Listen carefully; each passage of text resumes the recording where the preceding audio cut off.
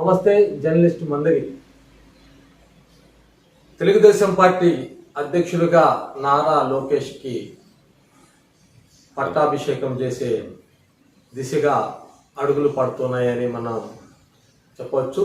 నిన్న బుడ్డా వెంకన్న, మాజీ MLC Budda Venkanna Telugu Desam party రాష్ట్ర అధ్యక్ష పదవిలో నారా లోకేష్కి అప్పజెప్పి పార్టీ పటిష్టతకు పూర్తి స్థాయి బాధ్యతలు నారా లోకేష్కి అప్పజెప్పాలని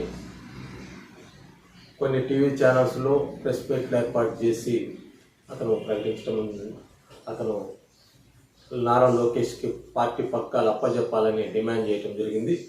మొత్తం మీద బుడ్డా వెంకన్న తెలుగుదేశం పార్టీ అధిష్టానంతో నేరుగా సంబంధాలు కలిగిన వ్యక్తి.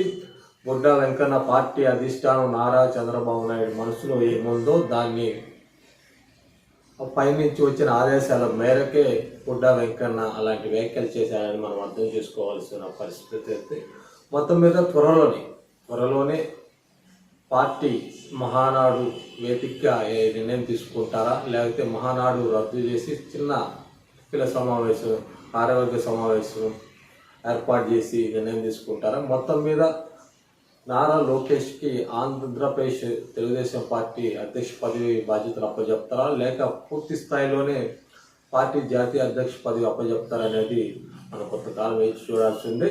ఈ జూన్ 4 తర్వాత ఆంధ్రప్రదేశ్లో తెలుగుదేశం పార్టీలో అనేక కీలక పరిణామాలు జరగబోతున్నాయి.